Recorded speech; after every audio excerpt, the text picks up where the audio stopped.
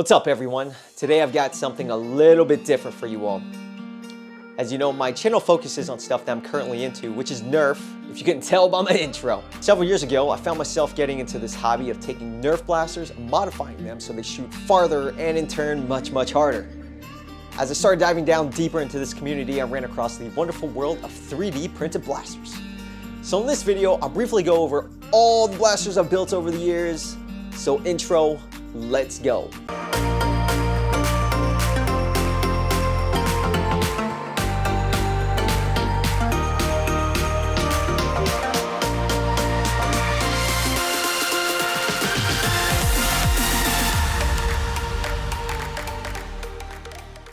Alright, here's a background more fitting for today's topic.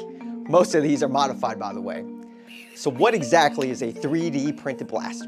3D printing, by definition, is a manufacturing process that creates physical objects from a digital model. Basically, someone creates a blaster with 3D modeling software on a computer, and I print those files out and piece them together using a 3D printer that I got several years ago. So basically, I provide a file which melts plastic through a tiny nozzle that moves around to specific coordinates.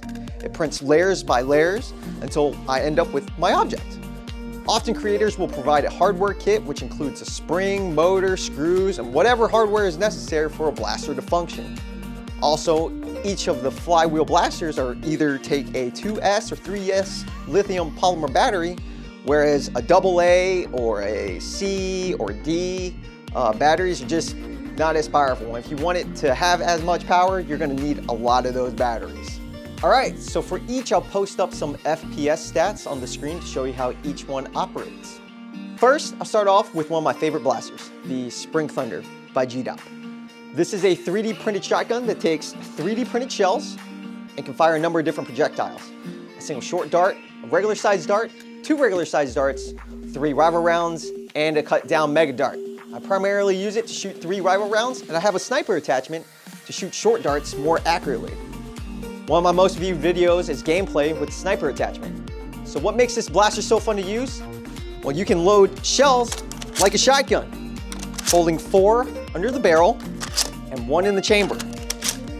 And it will eject just like a shotgun, which makes this thing crazy fun to use in very close quarters. Next, continuing with the shell ejection theme from the same creator, the Wingchester lever gun. So these take much shorter shells with the intention of firing short darts. It will hold 7 underneath the barrel and 1 in the chamber. And the last shell ejecting blaster I have from GDOP is the Flypoint pistol. So unlike its siblings, it has flywheels, it is mag-fed, and has a slide lock with this awesome blowback feature. This thing is all black because I was beta testing it, and the only parts I had was black PLA at the time. So.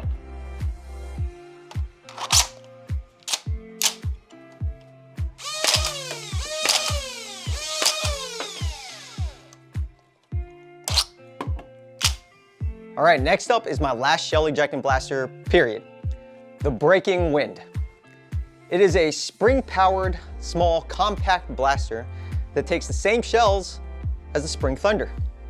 It's very simple to use. To use this thing, you will pull the trigger, compartment opens up, you will take your shell using a buckshot, that's 3 rival rounds, pull the trigger. When you pull the trigger, compartment will open up, letting you put in another shell.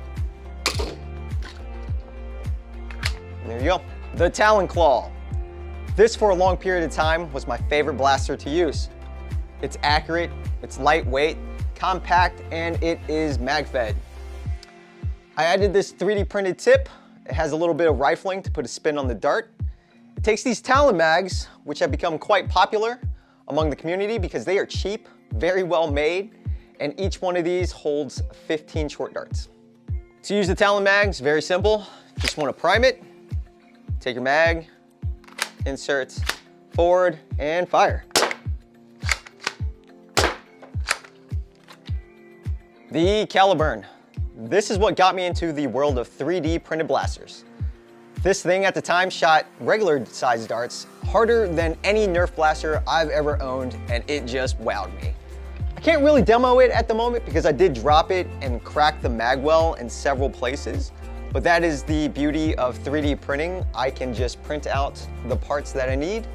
It's just that I haven't gotten around to it. The Zinc 2.0. It is a spring-powered compact sidearm and packs a serious punch. Yes, it looks like real steel, but that's one of those blasters I don't use in public outdoor settings for obvious reasons. It uses 3D printed mags specific to this blaster and operates very smoothly. Okay, so how do you use the Zinc 2.0? What you want to do is you will prime it back, take your mag with your ammo, load it in, push forward, and fire.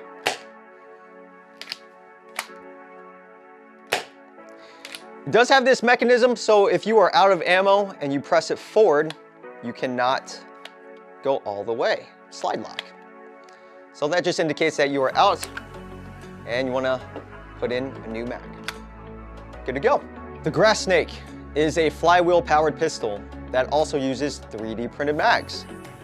No special features here other than it is a small, compact, flywheel powered pistol. Obviously, it is smaller than the Flypoint, but it lacks the gimmicks of the ejecting of the shells, of course.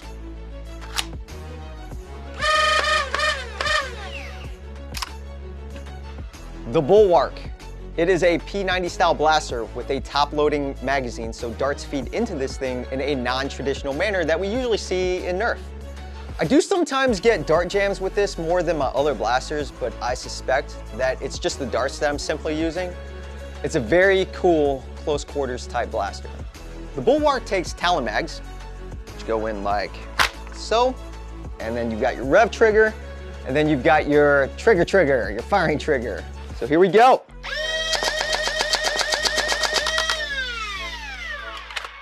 And you're ready for the next one. The Jupiter from Out of Darts, and he designed this thing from the ground up. This little dude takes regular rival mags and spits them out faster than anything I've ever seen. You can actually get what's called a proton pack for this thing, which is basically a backpack that holds over 400 rounds and can feed directly into the back. This thing is ridiculously fun to use, but you better start carrying around a lot more mags because this thing is crazy amazing. Got your mag, got your Jupiter, simply slides into the back. Got your rev trigger and your trigger, your firing trigger right there. So let's do this. And that is it. So you better have more mags. The Woozi, you guessed it, it is a Nerf Woozi. It contains a total of 4 flywheels and shoots short darts. It utilizes the popular Talon mags and fires at an incredible rate.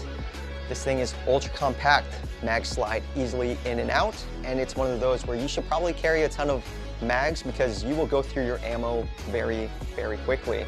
And this thing, holy cow, I mean, look at it. I think it's very cool looking.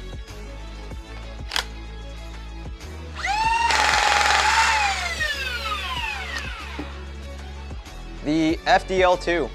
So unfortunately, the makers of the FDL have exited the game, so you can't even get kits for it anymore, but the creator did one heck of a job with what this thing can do. It uses brushless motors and a microcontroller to fling foam, and you can actually adjust how fast the motors should spin up before pushing a dart out, the firing rate, and switch it from automatic and semi-automatic, and it's all done with some quick selections from this menu system in the back. It takes regular Nerf mags with regular sized darts. I just happen to have a 22 round mag right here. All right, demonstration. So power's on the bottom. Then you can see there's a menu in the back. I think, not quite sure what the speed is set to. Okay, looks like it's set to max.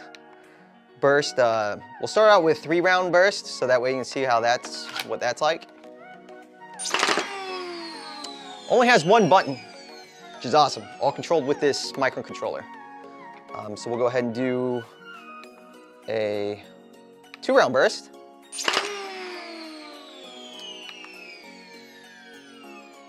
And then of course, if you just want to go ham. And it's out. The FTL3.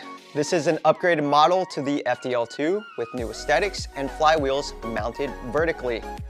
This also has a microcontroller and quick select buttons, so you can quickly load your settings with just a quick tap of the button. So you can seamlessly go from, let's say, fully automatic, which might have a slower rate of fire, to a 3-round burst shot with a higher rate of fire, or a single shot with maximum output, without having to mess around with anything in the menu. They actually made it so you could use different front end attachments for different ammo types, and I went with the short dart front end, which takes Talon mags. I also added this working ammo counter to this blaster as well. This is definitely my favorite flywheel blaster to use.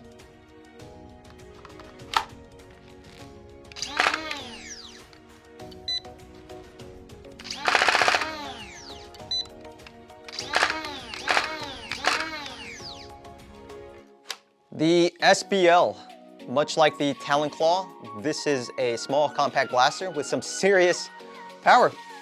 I added a red dot, and this build includes a scar barrel for more accuracy. It's probably my strongest, most accurate blaster out of everything that I have here. I feel like this is also the easiest to build as well. The instructions included with this kit was very easy to follow along with, and overall it was a very enjoyable experience.